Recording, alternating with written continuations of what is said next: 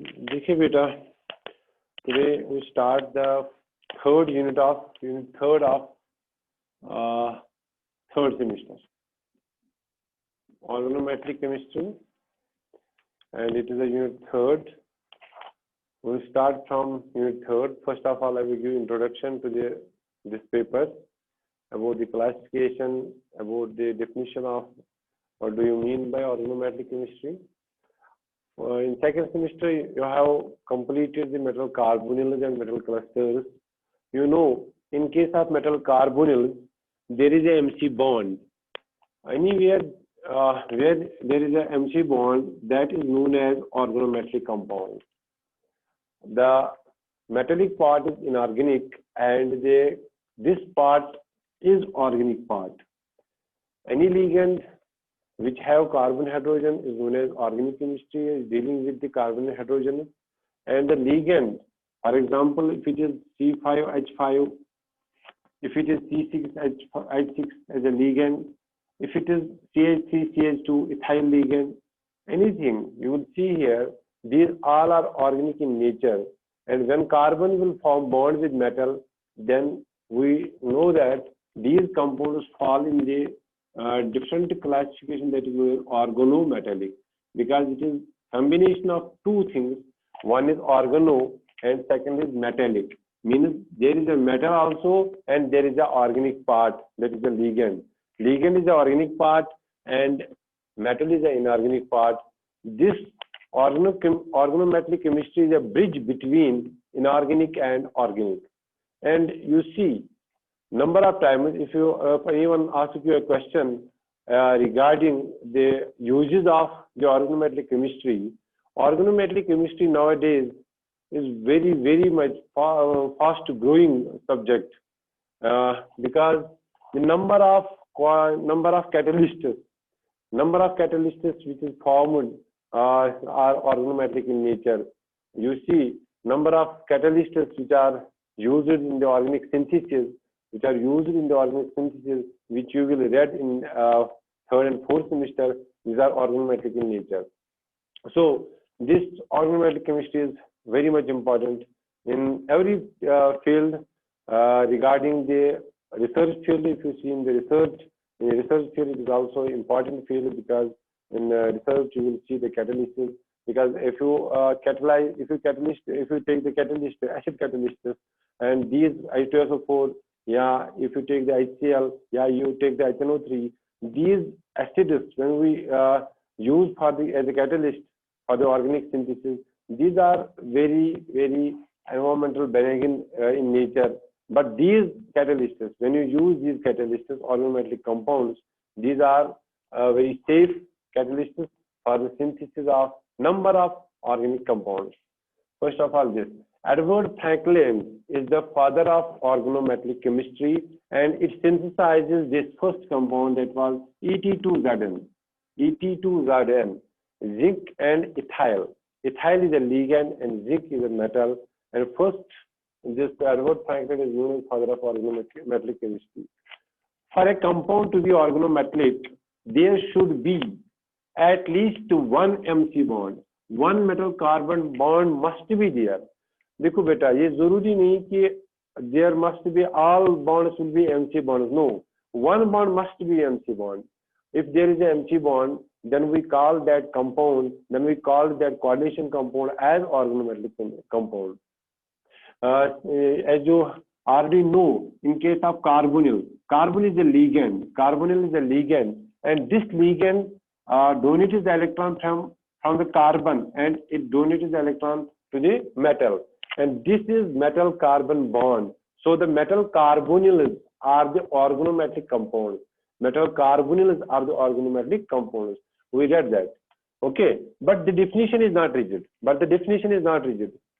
ये आप बोलेंगे कि बस MC bond नहीं होगा तो वो organometallic chemistry organometallic compound नहीं हो सकता है. There are certain exceptions. मैंने शायद पहले भी, जब मैंने मेटल कार्बन पढ़ाया उस टाइम मैंने जरूर ये बताया होगा, क्योंकि मैंने पहले सोचा कि इसके बारे में आपको थोड़ी सी इंफॉर्मेशन देंगे, आगे से भी चलेंगे. देखो बेटा, exceptions are there. For example, if you see the sodium cyanide, NaCN में, remember these exceptions. if you see the NaCN, sodium is metal, and here is metal carbon bond. But this compound is not organometallic compound, This is not organometallic compound. Sodium cyanide is not an organometallic compound, although there is a metal carbon bond. Similarly, if you see the Wilkinson catalyst, मैंने ये पढ़ा एक बार, याद होगा आपको, थोड़ा सा ध्यान देंगे जल्दी. Here is PPH3. This compound does not have metal carbon bond, but still this catalyst is known as Wilkinson's catalyst.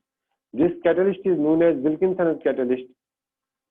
इनको आप याद रखिएगा, यहाँ से आप भूलेंगे नहीं, आप Wilkinson's catalyst ये आएगा फिर से, साइकिल इसका आएगा.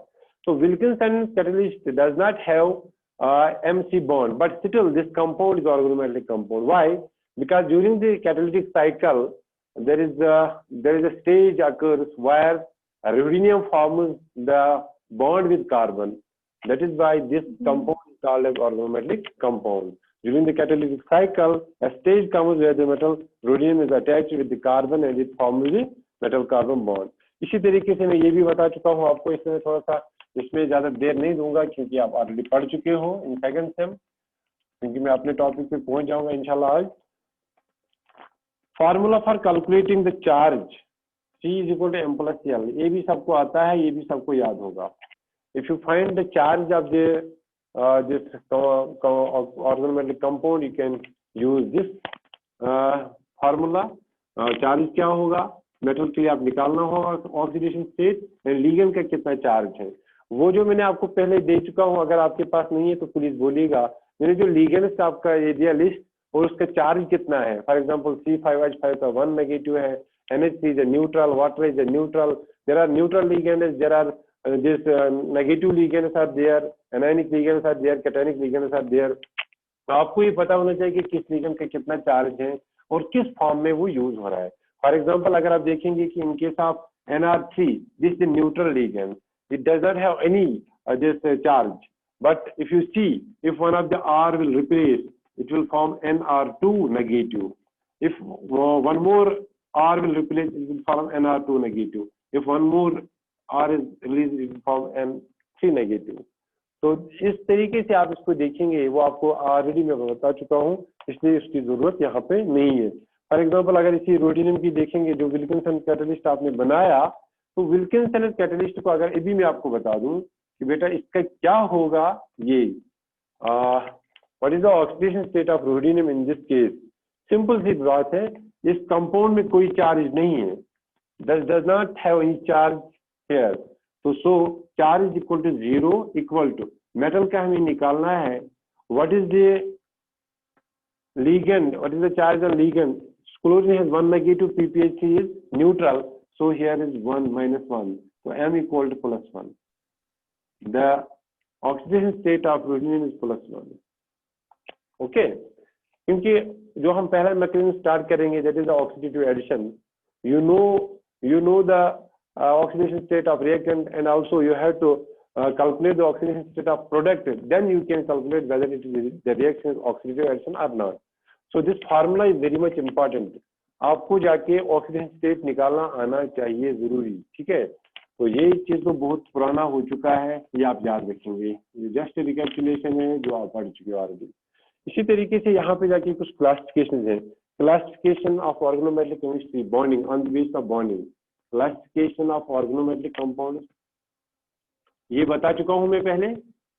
हाँ, कोई आप में से बताएगा? Classification of organometallic compound on the base of bonding बता चुका हूं कि नहीं? क्योंकि ये भी बता चुका हूँ. चलो ठीक है, इसको भी ध्यान रखिएगा सर. अगर मैं फास्ट जाऊं प्लीज मुझे बोले बीच में. देखो बेटा, कोई फिक्स्ड बॉन्डिंग नहीं है, नो फिक्स्ड बॉन्डिंग, इसमें कोई फिक्स्ड बॉन्डिंग नहीं है, बता चुका हूँ आपको ऑलरेडी. फिक्स्ड बॉन्डिंग कुछ भी नहीं है. बट अगर आप देखेंगे इनके सब मेटल कार्बोनिल, वहां पे हमने जनरली एक ही बॉन्ड पढ़ा. अब देखिए बैक पाई बॉन्डिंग, बस मतलब यहाँ से कार्बन दे रहा है मेटल को, metal in turn gives back, और उसके फैक्टर्स देखे कि मतलब चार्ज ज्यादा होगा तभी बैक पाई बॉन्डिंग ज्यादा होगी, एंटी बॉन्डिंग ऑफ कार्बोनिल में इलेक्ट्रॉन जाएंगे तो बॉन्ड ऑर्डर विल डिक्रीज, हमने वो सब कुछ देखा. बट नाउ हियर आपका जो पेपर है अब ऑर्गेनोमेटेलिक केमिस्ट्री, यहाँ पे सब जितने भी बॉन्डिंग आप यहाँ पे देखेंगे क्लासिफिकेशन में वो सब आएंगे। इससे जाके इसको फिर से रिपीट करना पड़ेगा because it is now in your syllabus. अभी तक ये सिलेबस में नहीं था बट अब ये सिलेबस में है, ठीक है। तो यहाँ पे जाके क्या क्या है, इसमें भी आया नहीं। अब देखेंगे, हम पढ़ेंगे कुछ ये जो main group organometallic compound first में हम पढ़ेंगे, वहां पे हम जो बॉन्डिंग पढ़ेंगे उनमें मेन ग्रुप ऑर्गेनोमेटेलिक कंपाउंड्स में जो बॉन्डिंग होगी वो होगी आयनिक।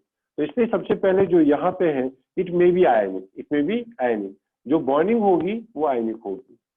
आयनिक भी हो सकते हैं, ये नहीं है कि बस आप बोलेंगे यहाँ पे कोवेलेंट होगा, नहीं आयनिक भी है। जब आप देखेंगे मेन ग्रुप ऑर्गेनोमेटेलिक कंपाउंड उसमें वहां पे आयनिक देखने को मिलते हैं। इसी तरीके से इसमें भी अब कोऑर्डिनेट बॉन्ड, कोऑर्डिनेट बॉन्ड तो होता ही है, ये तो आपको पता है, इसको बोलने की जरूरत नहीं है कि जब यहाँ पे जाके डोनेट करेगा electron pair towards the metal it will be the coordinate bond. And third is the covalent भी होता है, it may be a covalent, it may be a covalent. Covalent में दो चीजें, देखो कोवेलेंट में दो चीजें, एक है localised and delocalised, localised and delocalised. Localised का मतलब क्या है? लोकलाइज्ड ये है कि जो आपने फॉर एग्जांपल कार्बन और कार्बन के बीच में बन गया बॉन्ड, फॉर एग्जांपल यहाँ पे CCCOH है फॉर एग्जांपल, या यहाँ पे कार्बन बॉन्ड है, this carbon carbon bond is fixed, it will not change, इसको बोलते हैं फिक्स्ड लोकलाइज्ड बॉन्ड। एक होता है डिलोकलाइज्ड। डिलोकलाइज्ड बॉन्ड किसको हम कहते हैं, मैं आपको दिखा दूं यहाँ पे। Delocalised bond is this one. अगर आप यहाँ पे बेटा देखेंगे, अगर आपके पास फॉर एग्जांपल दिस वन, ये ज्यादातर आपने पढ़ा है अभी तक, इसको इससे मैं बनाऊंगा। अब देखिए बेटा, आपके पास ये है और यहाँ पे इसका नेगेटिव होता है, फिर हम बनाते कैसे इसको हम बोलते हैं यहाँ पे आपको ऐसे, बेटा ये ऐसे होता है, यहाँ पे इस तरीके से मेटल को डोनेट करता है। अब देखो ये भी हो सकता है किसी जगह, कहीं पे ये भी होगा आपको, मतलब मेटल यहाँ पे एक बॉन्ड बना रहा है, सिग्मा बॉन्ड बना रहा है किसके साथ, कार्बन के साथ, और यहाँ पे पाई बॉन्ड बना रहा है 5 कार्बन के साथ। ईटा 5 मोड में है, यहाँ पे ईटा 1 मोड में है, ये ईटा भी बताऊंगा, टेंशन मत लेना। ईटा वैसे बोला हैप्टिसिटी, तो यहाँ पे मेटल ने बनाया pi bond, this bond is delocalised bond, sometimes it is eta 3 mode, sometimes it is eta 1 mode, sometimes it is eta 5 mode. Now this bond is delocalized, it is of covalent nature, but the covalent bond is here delocalized form. तो bonding में जो आपको bonding की base पे अगर आप classification करेंगे organometallic compounds, अगर आपको ऑर्गेनोमेटेलिक कंपाउंड्स दिए जाएंगे, फिर आपको बोला जाएगा यहाँ पे बोलिए आप कौन कौन सा क्या है, तो आप बता सकते हो इसमें भी आयनिक, इसमें भी कोऑर्डिनेट, इसमें भी कोवेलेंट, एंड कोवेलेंट में भी आप बता सकते हो इसमें भी लोकलाइज्ड एंड इट में बी डिलोकलाइज्ड। ओके, चलिए बेटा, ये चीजें आप लोगों ने पढ़े हैं, इसलिए मैं इसको ज्यादा फोकस नहीं कर रहा हूँ। क्लासिफिकेशन ऑन द बेस, अगर वो भी पढ़ा है तो फिर मैं बोर्ड पे नहीं बनाऊंगा। Classification on the base of metal present, ठीक है, मेटल और जो पीरियड टेबल में है कौन सा मेटल यूज कर रहे हैं। फॉर एग्जाम्पल अगर आप यूज करें मेन ग्रुप, ये जरूरी है, यहाँ पे मैं लिखूंगा ये classification on the basis of metal present in, on the basis of metal present in organometallic compound, OMC. OMC का full form है organometallic compound. I will use this in whole of this paper. OMC means organometallic compound. तो यहाँ पे सबसे पहले main group organometallic compounds, main group organometallic compounds जो आपका first unit है, अगर आप उस पर नजर दौड़ाएंगे एक बार, first unit main group organometallic compounds, तो वो पूरा यही है मेन ग्रुप ऑर्गेनोमेटेलिक कंपाउंड्स। इसमें एग्जांपल क्या है, बहुत ही फेमस एग्जांपल है RMgX। Mg कौन सा है, Mg is metal, it is main group element है, तो इसलिए जाके यहाँ पे RMg ग्रिग्नार्ड रिएजेंट, तो यहाँ पे जो मेटल यूज हुआ, because there is a carbon and metal bond between metal and carbon, bond between metal and carbon, this the Grignard reagent it is organometallic compound. अब देखिए, आप खुद देखिए कि आपने कितने रिएक्शंस आज तक पढ़े होंगे जिसमें ये RMgX यूज हुआ होगा, हर जगह, whether is a carbonyl, whether it is a aldehydes, ketones, alcohols, amines, everywhere you use this catalyst for the synthesis of different this organic compounds. So this Grignard reagent is organometallic compound. और देखो इसका मतलब इसको Nobel prize भी मिला है famous, ये तो आप जानते हो। इसी तरीके से अगर आप देखेंगे बेटा n butyl lithium, n butyl lithium भी आपको पता होगा, अगर पढ़ा होगा, this also a catalyst, n butyl lithium. अब लिथियम आपको पता है मेन ग्रुप है, तो there are number of organometallic compounds which have the metal in main group element, ठीक है। इसी तरीके से ट्रांजिशन मेटल में second one is transition metal organometallic compound, transition metal organometallic compound कौन कौन सा इसमें आएगा? फॉर एग्जांपल फेमस यही ये आपने पढ़ा होगा, इसमें अगर आप देखेंगे ये वाला R2CuL, R2CuLi, ये भी आपने पढ़ा होगा। यहाँ इसमें बहुत सारे आएंगे, टंगस्टन है, CH3, बहुत सारे इसमें एग्जाम्पल्स हैं। There are number of examples in transition metal organometallic compound.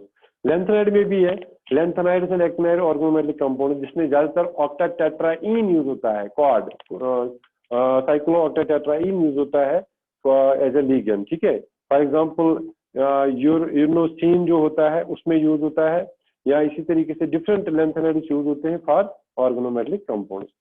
चलो बेटा ये तो हुआ यहाँ तक जो मैंने आपको बताया दिया, जो आप ऑलरेडी पढ़ चुके हो। आज जो हमें देखना है 18 इलेक्ट्रॉन रूल, मैंने आपको पहले ही बताया कि आपको ये पढ़ना जरूरी है, इसमें कोई शक नहीं। इसमें आपको 18 इलेक्ट्रॉन रूल आना चाहिए, ये मैं पहले ही बता चुका हूँ, ठीक है। अब देखिए बेटा, और एक टॉपिक जो आपको पढ़ना है खुद से, क्योंकि आपने इतनी ऑर्गेनोमेटेलिक केमिस्ट्री, मेटल कार्बन इतना पढ़ा कि आप खुद पढ़ सकते हो। दैट इज मेटल कार्बोनाइलेट एनायन, ये लिख के रखो बेटा कहीं पे। मेटल कार्बोनाइलेट एनायन कैसे बनता है? What are the different reactions? How this carbonylate is how we prepare this metal carbonylate. जिस तरीके से मेटल कार्बोनाइल होता है, इसी तरीके से मेटल कार्बोनाइलेट होता है जिसमें नेगेटिव चार्ज होता है।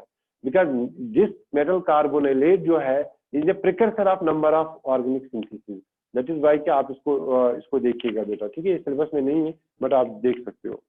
अब जो हमारा मेन टॉपिक है आज का, जो हम थर्ड में स्टार्ट करेंगे, that is the reaction mechanism. Reaction mechanism मैंने पहले थर्ड यूनिट क्यों उठाया? This is the reason why I take this unit first, reaction mechanism organometallic chemistry. और इसको आपको समझना होगा अच्छे से, इसमें कोई कंफ्यूजन नहीं रहना चाहिए। Reaction mechanism in organometallic chemistry. Organometallic chemistry में आपको कितने यहाँ पे जाके कितने मैकेनिज्म्स हैं, ठीक है, कौन से ज्यादा इंपॉर्टेंट है, और इनको आपको इस तरीके से रटना है, इस तरीके से इनको आपको याद करना है, इनके पॉइंट्स को। फिर आप दूर से भी देखेंगे रिएक्शन को, आप बताएंगे कि ये रिएक्शन क्या हो सकती है। आप कैटालिटिक साइकिल को देखेंगे, आप दूर से बताएंगे what is this reaction. For example मैं आपको ऑर्गेनिक केमिस्ट्री की बात कर रहा हूँ, आप बताते हो कि मैं अगर अभी आपको बता दूंगा बेटा what is the condensation reaction, आप तुरंत जवाब देंगे sir condensation reaction in which water molecule या small molecule will be removed and the two reactant will combine and the small molecule will remove, ठीक है। ये तो आपको पता है कि कंडेंसेशन रिएक्शन क्या होती है, दूर से आपको पता चल रहा है। इसी तरीके से जो यहाँ पे मैकेनिज्म है, 5 6 है, 6 में से 4 ज्यादा इंपॉर्टेंट है, जो रिपीटेडली यूज होंगे पूरे ऑर्गेनोमेटेलिक केमिस्ट्री में। तो ये आप इसको अच्छी तरह से याद रखिएगा कि कौन कितना रिएक्टिव है। क्वेश्चन देखो, फिर से बताऊंगा कि जो क्वेश्चन आएंगे यहाँ पे इंक्रीज डिक्रीज में ही क्वेश्चन आते हैं। मतलब रिएक्टिवनेस किसको ज्यादा होगी, किसको कम होगी, कब ऑक्सीडेटिव एडिशन होगा, कब रिएक्टिव एलिमिनेशन होगा, there is a point, there is a different feature. हर एक के लिए हर एक मैकेनिज्म के फीचर्स होंगे, वो फीचर्स आपको याद रखने होंगे। फिर आप खुद बताएंगे कि यहाँ पे कौन सी रिएक्शन पॉसिबल है। First one oxidative addition, oxidative addition reaction, oxidative addition reaction, इसको शॉर्ट में लिखेंगे हम OA, oxidative addition reaction. Second is reductive elimination reaction, reductive elimination reaction, RE, OA RE। Third one migratory insertion reaction, migratory insertion reaction,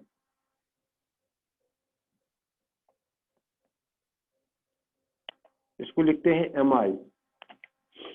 इसी तरीके से fourth one beta hydrogen transfer, इसको beta hydrogen transfer भी बोलते हैं। इसका और एक नाम भी है, that is beta elimination reaction, beta elimination reaction. ठीक है, इसको तो ऐसे ही लिखते हैं बीटा एलिमिनेशन, इसको कोई नहीं है। Fifth one is the alpha hydrogen transfer, alpha hydrogen transfer. And the sixth one is transmetalation reaction, ट्रांसमेटाइलेशन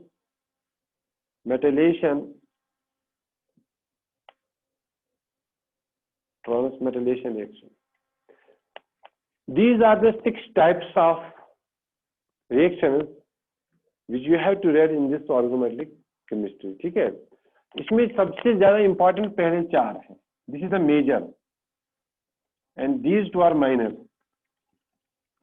मतलब ज्यादातर जो आपको देखने को मिलेगा oxidative addition, reactive elimination, migratory insertion and beta hydrogen transfer.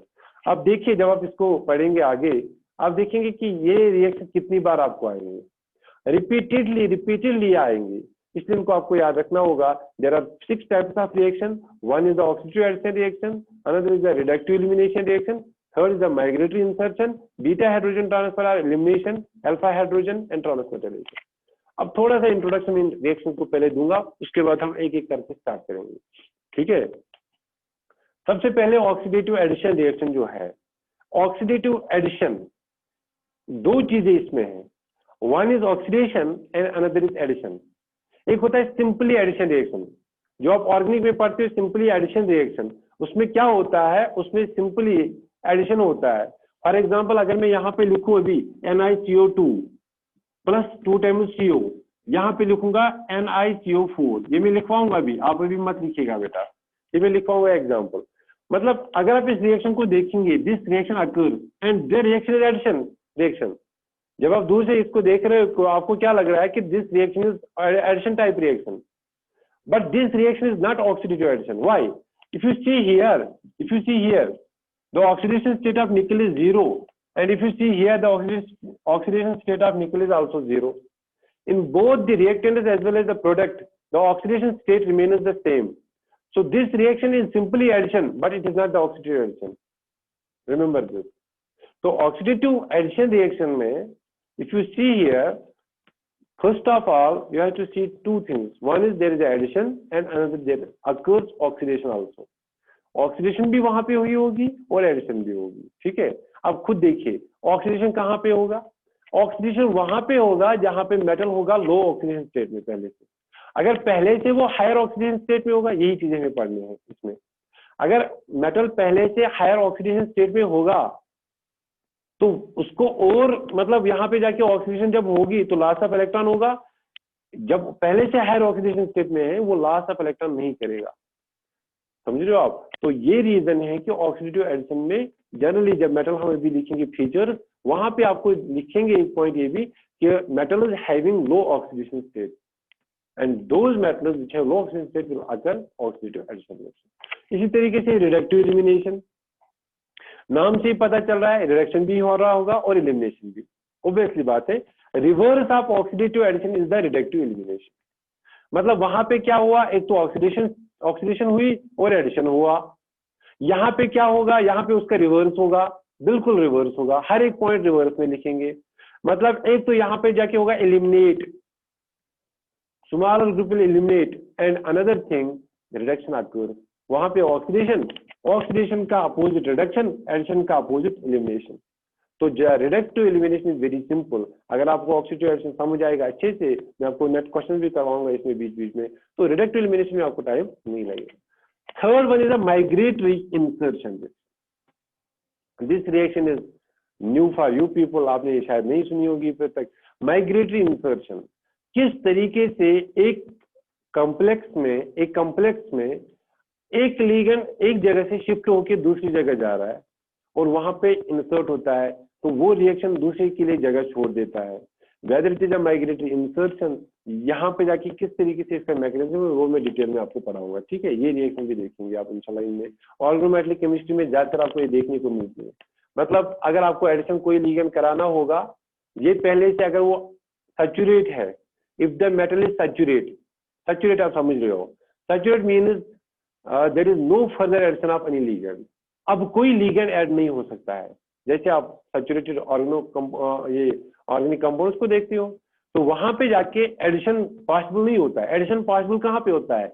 जहां पे क्या होगा, जहां पे अनसैचुरेशन होगा। और यहाँ पे in case of coordination chemistry we use this word saturation and unsaturation for, अगर 16 इलेक्ट्रॉन फॉलो कर रहा है इसका मतलब अभी वो 18 तक जा सकता है, तो भी वो अनसैचुरेटेड है। But if the organometallic compound is saturated, this means अब जाके कोई भी चीज ऐड नहीं कर सकते तब तक जब तक कोई एलिमिनेट नहीं होगा। तो माइग्रेटरी इंसर्शन समटाइम्स क्या कर रहा है, वहां पे उसको अगर ऐड कराना कोई चीज होगा तो एक ग्रुप एक जगह छोड़ता है और दूसरे लिगेंड के साथ वो अटैच होता है, ठीक है, वहां पे इंसर्शन होता है एक दूसरे के साथ, फिर वो अपने एक जगह छोड़ देता है, वैकेंट साइड करता है, वहां पे जो इनकमिंग लिगेंड होता है वो वहां पे यहाँ पे अटैक करता है। Third one is the beta elimination reactions. Beta elimination reactions are too much important. जितने भी आप डिकम्पोजिशन पास से पढ़ोगे उसमें आपको सबसे पहले पढ़ना है बीटा एलिमिनेशन। अगर बीटा पोजीशन पे, फॉर एग्जांपल मैं आपको यहाँ पे एक एग्जांपल मेरे से आपको दिखा दूंगा, if it is a metal और मैं यहाँ पे इस तरीके से ये ऑर्गेनिक कंपाउंड है, this is CH, this is Cl2, this is Cl2, this is Cl2, this is Cl3। In with respect to metal this is alpha carbon, this is beta carbon. अगर बीटा कार्बन पे hydrogen होगा, अगर beta position पे hydrogen होगा तो वहां पे maximum possibility होती है कि वहां पे बीटा एलिमिनेशन होगी। मतलब the organometallic compound will decompose, क्योंकि जब ऑर्गेनोमेटेलिक कंपाउंड स्टेबल नहीं होगा, जब वहां पे जाके कोई लिगेंड डिटेच होगा तो वहां पे क्या होगा, हम क्या बोलेंगे, इट इज नॉट स्टेबल। तो beta elimination actually is the decomposition pathway of organometallic compound. तो मसला ये होता है कि बहुत टाइम से हम क्या करते हैं, जब आप देखेंगे आगे, हम इस जगह जो है बीटा हाइड्रोजन, हम कोशिश करेंगे कि यहाँ पे बीटा हाइड्रोजन नहीं होना चाहिए। हम इस ग्रुप को किसी तरीके से यहाँ पे मॉडिफाई करते हैं so that the stability of organometallic compound will enhance. अगर यहाँ पे हाइड्रोजन रह गया, there is a chances of beta elimination reaction, and when the beta elimination reaction occurs, this means the decomposition occurs। समझ रहे हो आप? इसी तरीके से अल्फा हाइड्रोजन ट्रांसफर कैसे होता है या ट्रांसमेटाइलेशन रिएक्शन, ये देखेंगे हम जब हम एग्जाम्पल स्टार्ट करेंगे। ट्रांसमेटाइलेशन मीन्स मेटल, दो मेटल है, एक मेटल के लिगेंड दूसरे मेटल के पास जाएंगे तो वहां पे क्या होगा, जब मेटल और मेटल के बीच में लिगेंड यही होता है एक्सचेंज, तो हम उसको बोलते हैं लिगेंड, यहाँ पे जाके ट्रांसमेटाइलेशन बोलते हैं। ये भी आप देखेंगे रिएक्शन में। तो these are 6 types of reaction जो आपको यहाँ पे देखने होंगे। ठीक है बेटा, समझ आया? कोई क्वेश्चन तो बोलेगा, फास्ट जा रहा हूँ तो बोलेगा, कोई भी चीज है तो बोलेगा, मैं आराम से आपको यहाँ पे कुछ, क्योंकि अभी थर्ड सेमेस्टर जस्ट स्टार्ट हो रहा है, कोई भी चीज है मसला तो बताइएगा। अब हम स्टार्ट करेंगे ऑक्सीडेटिव एडिशन रिएक्शन, थोड़ा सा आज स्टार्ट करेंगे इसको, इंशाल्लाह कल इसको कोशिश करेंगे एक एक लेक्चर में एक एक मैकेनिज्म कंप्लीट करेंगे, कोशिश करेंगे। बट अगर नहीं हुआ, क्योंकि मैं आपको इसमें क्वेश्चन भी कराऊंगा नेट के, बट आज थोड़ा सा इसके बारे में बता दूंगा सो दैट मैं जब कल आऊंगा एक पूरा लेक्चर वो आपको इसमें भी रहेगा यूट्यूब पे भी, तो आपको जब भी देखना होगा आप सीधे देखेंगे कि मुझे ऑक्सीडेटिव एडिशन देखना है। अब इसमें थोड़ा सा आधा पार्ट पढ़ाऊंगा, दूसरे में आधा पार्ट पढ़ाऊंगा, फिर उससे क्या होगा कि आपको फिर सुनने में प्रॉब्लम होती है, इसलिए मैं मैकेनिज्म के टाइम पे कोशिश करूंगा कि एक दिन में एक पूरा कंप्लीट हो जाए, सो दैट कि आप जब वीडियो देखेंगे तो आपको एक ही वीडियो में सब कुछ मिलेगा। Oxidative addition reaction, oxidative addition reaction first mechanism. For example, मैं आपको एग्जाम्पल से पहले बताऊंगा, उसके बाद हम इसको लिखेंगे बहुत सारी चीजें। इसी पे नेट के क्वेश्चन आते हैं, जो मैं इसमें पॉइंट्स लिखवाऊंगा, मेरे पॉइंट्स लिखवाने का यहाँ पे सिर्फ एक ही मकसद होगा कि आप जब पॉइंट्स लिखेंगे तो उसमें एक एक पॉइंट एक एक क्वेश्चन है, ठीक है। इसमें आपको क्वेश्चन मिलेंगे, डिफरेंट क्वेश्चन आपको इसमें मिलेंगे। LNM, this XY gives LNM and this is X and this is Y, ठीक है। ये आप देखिए मैंने जनरल ऐसे दिखा दिया। This XY is not, it should not be neutral. Actually, when there is an oxidative addition, the incoming ligand should not be neutral, because if this is a neutral ligand, then the oxidation state will not change. If the oxidation state is not changed, then it does not, we cannot call this reaction as oxidative addition reaction. Simply, if the oxidation state is here is +1, the oxidation state of this metal must be +3. The oxidation state will increase by 2 units. From this to this, oxidation state will increase by 2 units. Okay, now this reaction is known as oxidative addition reaction, because oxidation also occurs and addition also occurs. तो इस तरीके से अगर आप यहाँ पे देखेंगे, सबसे पहले क्या होता है, किस तरीके से होता है, क्योंकि यहाँ पे जो मेटल के ऊपर जो यहाँ पे जनरली हम क्या करते हैं कि मेटल के पास इलेक्ट्रॉन तो है, मेटल के पास ट्रांजिशन मेटल है, आपके पास उस पे इलेक्ट्रॉन है। सबसे पहले क्या करता है, ये मेटल जो होता है ये यहाँ पे अटैक करता है, ये एक्ट कर रहा है, न्यूक्लियो यहाँ पे न्यूक्लियोफाइल अटैक कर रहा है, इसके ऊपर अटैक कर रहा है और फिर जाके इधर जाएगा। ठीक है, जब ये हुआ तो क्या बनेगा, LNMX बनता है। ठीक है, यहाँ पे पार्शियल पॉजिटिव चार्ज आता है और Y नेगेटिव, फिर दूसरे स्टेप में ये Y आता है और यहाँ पे इसको अटैक करता है और बनता है ये। ठीक है, the addition of ligand on a metal followed by oxidation of metal is said to be oxidative addition reaction. अब क्या क्या चीजें अब देखो इसके, अगर आप देखेंगे एलन मीन्स जनरल, जितने भी लिगेंड बाकी हैं अदर देन दिस, अगर आप देखेंगे इसमें क्या हो रहा है, इसमें इंक्रीज लिगेंड होते बाय 2 लिगेंड इसमें इंक्रीज हो रहा है, X and Y increase, oxidation state increase. ठीक है, अब इसमें देखेंगे हम क्या क्या चीज यहाँ पे हो रहा है और क्या क्या चीज में लॉस हो रहा है और कितने कौन से पॉइंट्स आप देखेंगे, यहाँ पे क्या क्या चीज आपको ख्याल रखना पड़ेगा, तो कि कहाँ पे ऑक्सीडेटिव एडिशन रिएक्शन पॉसिबल है और कहाँ पे नहीं है, ये आपको देखना होगा जब हम फुल डिटेल में इसको मैकेनिज्म पढ़ेंगे। इंशाल्लाह tomorrow will be the class, क्योंकि सैटरडे संडे में क्लास होगा रेगुलरली, फिर पता है एक वीक में 4 क्लास मुझे देने हैं, मैं बीच में फिर से छुट्टी रखूंगा और मैं आपको और एक क्लास बीच में दूंगा, मतलब 4 क्लास आपको आनी चाहिए, बट ये सिट्रस में Friday Saturday Sunday class regularly दूंगा। ठीक है, तो आज के लिए इतना ही, मैं थोड़ा सा और भी दे सकता था बट सेकंड क्लास भी है 3 बजे, तो एक तो ये मसला है, दूसरा ये चीज़ है कि मैं एक वीडियो फुल बनाना चाहता हूँ ऑक्सीडेटिव एडिशन रिएक्शन का मैकेनिज्म का, क्योंकि बहुत सारे बच्चों को फिर आगे भी यूज होगा, नेट के लिए भी, तो नेट के लिए भी बहुत इंपॉर्टेंट होगा, नेट क्वेश्चन भी डिस्कस करेंगे इसी में related to oxidative addition reaction, तो ये ज़्यादा बेटर रहेगा। ठीक है बेटा, थैंक यू सो मच।